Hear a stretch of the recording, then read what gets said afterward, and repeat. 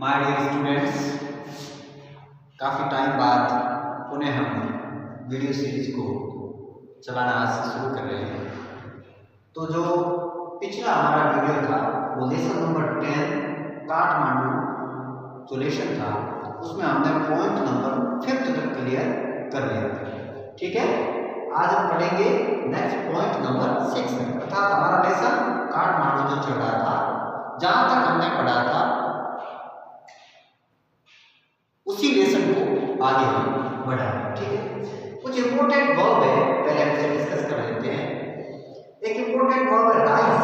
कई बार simple present tense की concept में इस वर्ब को पूछा गया है।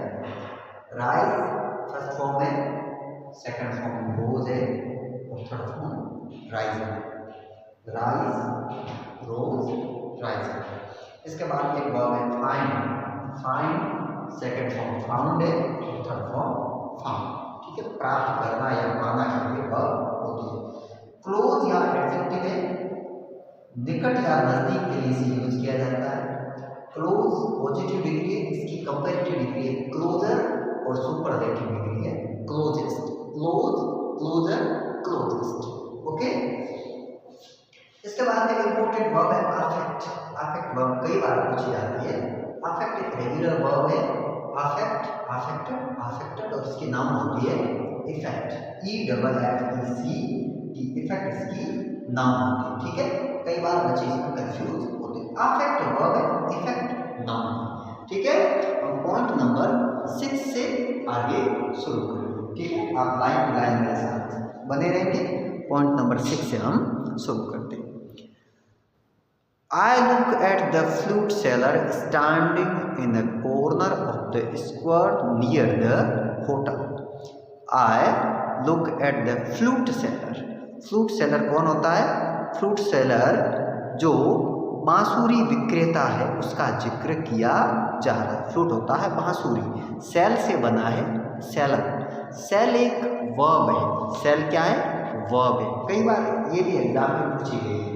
सेल के पास फॉर्म एग्जाम में कई बार पूछी गई है। सेल, सेल यानी बेचना, सेल वर्ब, बेचना की वर्ब है और इसकी second person form sold, SOLD, sell, sold, sold. इसी सेल वर्ब से नाउन बनती है सेलर। ठीक है, SE डबल है, SE डबल है। इसमें जब ई आ जाता है तो नया वर्ड बनता है सेलर, SE डबल E। बेचना अर्थात विक्रय करना। ठीक है, और इससे होता है विक्रेता। सेलर कौन होता है? विक्रेता।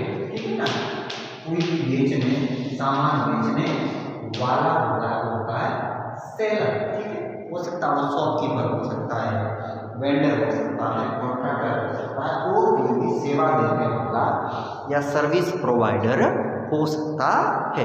तो सेल से क्या बनता है? सेलर। सेल वर्ब है और इस सेल से नाउन क्या बन रहा है? सेलर। और यहाँ आ रहा है फ्लूट सेलर। फ्लूट सेलर का मतलब है बांसुरी बेचने वाला, बांसुरी विक्रेता। ओके, उम्मीद करता हूँ अच्छे से आपको समझ में आ रहा होगा। राइटर कह रहा है कि I look at the flute seller standing in the corner of the square near the hotel. मैं होटल के निकट चौराहे के एक कोने में, कॉर्नर में खड़े हुए उस बांसुरी विक्रेता को देखता हूँ। I look at the flute seller standing in a corner of the square near the hotel. In his hand is a pole with an attachment at the top from which 50 or 60 bansuris protrude in all directions like the quills of a porcupine. उसके हाथ में एक जो लट्ठा है, उसके ऊपर लगे उस उपकरण जो उसने बना रखा है उसमें 50-60 बांसुरियां पोर्क्यूपाइन के कांटों की भांति सब दिशाओं में निकली हुई है। पोर्क्यूपाइन क्या होती है? एक साई होती है। पोर्क्यूपाइन जो होती है जिसके प्राकृतिक रूप से शरीर पर कांटे निकले हुए रहते, उसे हम कहते हैं पोर्क्यूपाइन। ठीक है ना। तो पोर्क्यूपाइन के कांटों की भांति सब दिशाओं में बांसुरियां निकली हुई है। दे आर ऑफ बाम्बू, और ये सब बांस की बनी हुई है। There are cross flute and recorders, there are cross flutes and recorders, उनमें क्रॉस वाली बांसुरियां और बच्चों के संगीत यंत्र भी है, रिकॉर्डर्स भी है। From time to time he stands the pole on the ground, selects a flute and plays for a few minutes. थोड़ी थोड़ी देर में वह बांस को जमीन पर रखता है और एक बांसुरी उसमें से चयन करके लेता है और उस बांसुरी को कुछ मिनट के लिए बजाता है। The sound rises clearly above the noise of the traffic and the hawkers' cries. वह आवाज़ यातायात के शोर और फेरी वालों की तेज आवाज़ों से स्पष्ट रूप से सुनाई देती है। He plays slowly, meditatively, without excessive display. वह धीमे धीमे ध्यान मग्न होकर और बिना दिखावा किए या बिना अत्यधिक दिखावा किए हुए फ्लूट को, उस बांसुरी को बजाता है। He does not shout out his wares. वह अपनी चीजें चिल्ला चिल्ला कर नहीं बेचता है। He does not shout out his wares. Occasionally he makes a sell, but in a curiously off-handed way, as if this were incidental to his enterprise. कभी कभी वह कुछ बेचता है, लेकिन एक अजीब से उदासीन तरीके से, जैसे कि उसके व्यापार के लिए ये कभी कभी होने वाली घटना है। Sometimes he breaks off playing to talk to the fruit seller. और कभी कभी वह फल विक्रेता से बात करने के लिए बांसुरी बजाना रोक देता है। I imagine that this has been the pattern of his life for years. मैं ऐसा मानता हूँ या कल्पना करता हूँ कि वर्षों से यही उसके जीवन का तरीका रहा है। ठीक है। तो यहाँ कुछ सेंटेंसेस जो आ रहे हैं इस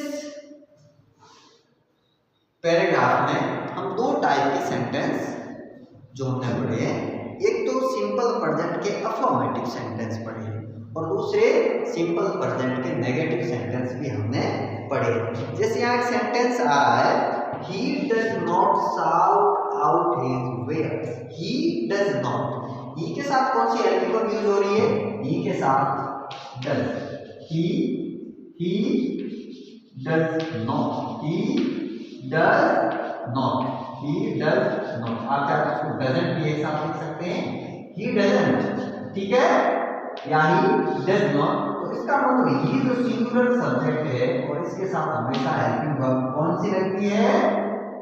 सिंगुलर सब्जेक्ट के साथ हेल्पिंग वर्ब डज का प्रयोग होता है। ठीक है, अगर दे होता या हेल्पिंग सब्जेक्ट होता तो होता they do not. Okay,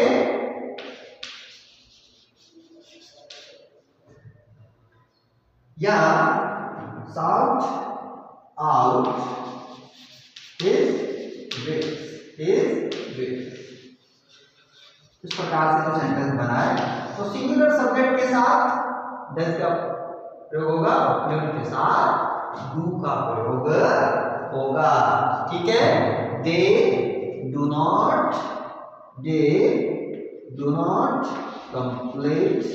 complete their work। मान लो इस प्रकार से हमने सेंटेंस को पूरा कर दिया। तो जो सिंपल प्रेजेंट के जो नेगेटिव सेंटेंस बनते हैं उनमें हेल्पिंग वर्ब का प्रयोग होता है और जो अफर्मेटिव सेंटेंसेस जो होते हैं उनमें हेल्पिंग वर्ब का प्रयोग नहीं होता है कर्ता एक वचन होने पर एक वचन की क्रिया प्रयुक्त होती है और कर्ता बहुवचन होने पर बहुवचन की क्रिया अर्थात वर्ब की फर्स्ट फॉर्म ज्यों की त्यों यूज होती है। ठीक है। इसके अलावा यहाँ जो हमने इम्पोर्टेंट जो भी वर्ड जो हमने डिस्कस किए हैं उन्हें एक बार से हम और देख लेते हैं। जो कुछ नए वर्ड या एक तो स्क्वायर वर्ड हमने इस पैराग्राफ में पढ़ा। स्क्वायर का अर्थ होता है वर्ग या चौराया, उसके लिए स्क्वायर वर्ड यूज होता है। एक कॉमन वर्ड हमने पढ़ा पोल, लॉन्ग बाम्बू स्टिक होता है, लट्ठा होता है पोल। ठीक है। अटैचमेंट, अटैचमेंट का मतलब है जो कुछ जुड़ा हुआ हो, अटैच हो, और यहाँ सेंटेंस के अकॉर्डिंग इसका अर्थ होता है उपकरण। और उपकरण के लिए वैसे इंस्ट्रूमेंट है, डिवाइस है, टूल है, ये वर्ड भी यूज होते हैं। ठीक है। इसके बाद में नेक्स्ट जो वर्ड है वो है प्रटर्ड। प्रटर्ड का मतलब होता है निकलना, कम आउट। उसके बाद जो नेक्स्ट वर्ड है वो है रिकॉर्डर। रिकॉर्डर का मतलब है बांसुरी के समान बजाया जाने वाला या बच्चों का कोई संगीत यंत्र। आगे कॉमन वर्ड है डायरेक्शन। डायरेक्शन, डायरेक्शन का अर्थ है दिशा, डायरेक्शन से दिशा। ठीक है। उसके बाद में वर्ड हमने पढ़ा पोर्क्यूपाइन। पोर्क्यूपाइन साई के लिए वर्ड यूज होता है एक जंतु जिसके शरीर पर पतले नुकीले कांटे से लगे होते हैं। प्राकृतिक रूप से, प्रकृति अर्थात प्राकृतिक रूप से वो रहते हैं उसकी सुरक्षा के लिए। बाम्बू, बांस के लिए वर्ड यूज होता है BAMBOO। ठीक है। उसके बाद में नेक्स्ट वर्ड है सिलेक्ट। सिलेक्ट की सिनोनिम वर्ब होती है चूज। सिलेक्ट एक रेगुलर वर्ब है, सिलेक्ट, सिलेक्टेड, सिलेक्टेड होती है। चूज, चोज, चूजन होता है। ठीक है। चुनना, लेना, चयन करना, इसके लिए यूज होता है। प्ले खेलना बजाना दोनों के लिए वर्ब चलती है।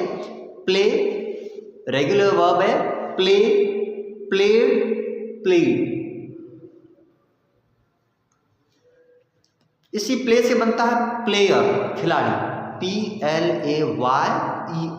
प्ले से बनता है प्लेयर। क्या बनता है? प्लेयर। इसी प्ले से बनता है प्लेयर। ठीक है। खेलना और खिलाड़ी, प्ले से बनता है प्लेयर, PLAYER। ठीक है। इसके बाद में हमने एक वर्ब पढ़ी है राइज, उगना या उठना। राइज, RISE, राइज, रोज, राइजन। राइज, रोज, राइजन। ठीक है ना, ये हमने पढ़ी। उसके बाद में नेक्स्ट एक वर्ड हमने पढ़ा है एक्सेसिव।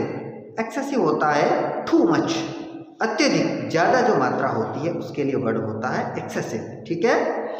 उसके बाद में डिस्प्ले। डिस्प्ले क्या होता है? कोई भी जो हम डिस्प्ले करते चीज़ को दिखाते हैं, शो करते हैं, वो होता है डिस्प्ले। वेयर का अर्थ होता है थिंग्स, चीज़ें, वेयर। ठीक है। हार्डवेयर्स होते हैं, सॉफ्टवेयर्स होते हैं। ठीक है ना, जो चीज़ें होती हैं उनके लिए वर्ड यूज होता है। वेयर हाउस भी होते हैं जहाँ चीज़ों को, थिंग्स को, गुड्स को स्टॉक करके रखा जाता है। ओके।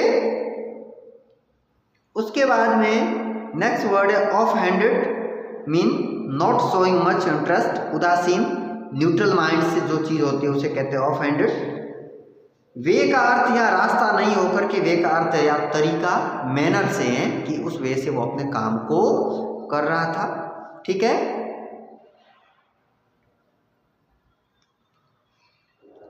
आगे एक स्पेलिंग मीनिंग है एंटरप्राइजेस। क्या है? एंटरप्राइजेस। एंटरप्राइजेस का वैसे शाब्दिक अर्थ होता है उपक्रम। कोई भी, जैसे बैंक है, ये हमारी गवर्नमेंट एंटरप्राइजेस होती है। ठीक है ना, सरकार के उपक्रम होते हैं। ठीक है। या एंटरप्राइजेस का मतलब उसका जो छोटा बिजनेस है, व्यापार है, काम है, उससे। ठीक है ना, तो एंटरप्राइज या हम बिजनेस के सिनोनिम में उसके अर्थ में हम इसको पढ़ें। ठीक है। और उसके बाद में जो इम्पोर्टेंट वर्ड है वर्ब है इमेजिन। इमेजिन का अर्थ होता है कल्पना करना, मानना। सपोज अपन कहते हैं, सपोज का ये सिनोनिम है, सपोज भी कह सकते हैं, इमेजिन भी कह सकते हैं। ठीक है, उसके बाद में पैटर्न। पैटर्न का मतलब भी वो तरीका, वे का, मैनर का, ये सिनोनिम हो गया पैटर्न। पैटर्न ठीक है। तो आज हमने ये काफ़ी जो नए वर्ड हमने डिस्कस किए हैं। अगले जो नेक्स्ट वीडियो अपना बनेगा उसमें ये लेसन उम्मीद करता हूँ पूरा हो जाएगा। आप साथ साथ में जो ग्रामर की सीरीज है उसे भी पढ़ते रहें, देखते रहें और एक्सरसाइज सॉल्व करते रहें, ताकि ग्रामर आपको अच्छे से याद हो जाए। जो हर एक एग्जाम में पूछी जाती है, काम की चीज़ें हैं, तो ग्रामर की जो सीरीज है उसे आप रेगुलर रूप से देखते रहें। इस लेसन का भी जो प्रीवियस जो पार्ट है तो वो आप वीडियो चला करके उसको देख लें, ताकि ये लेसन उससे आपका जुड़ जाए। थोड़ा आपको उसका जो भी ग्राउंड नॉलेज है वो तुम्हारे दिमाग में आ जाए, ताकि अच्छे से समझ में आ जाए। नियमित रूप से आप वीडियो देखते रहे। साथ साथ में अभी पिछली बार की तरह ऐसा नहीं होगा कि आपको यूं पास कर दिया जाएगा, बिल्कुल एग्ज़ाम का सिस्टम रहेगा। एग्ज़ाम होगा तो आप नियमित रूप से वीडियोज आप देखते रहे, साथ साथ में घर पे पढ़ते रहे। और जो सब्जेक्ट एक्सरसाइजेज के होते हैं, जैसे साइंस है, मैथ्स है, इंग्लिश है, तो इनमें आप नियमित रूप से किताबों से जुड़े रहें। हमेशा कुछ गोल सेट करें कि आज मुझे इतना काम करना है, उतना कर ले और उसको बार बार से रिवाइज करें। वीडियोस देखते रहे, मेरे साथ बने रहे।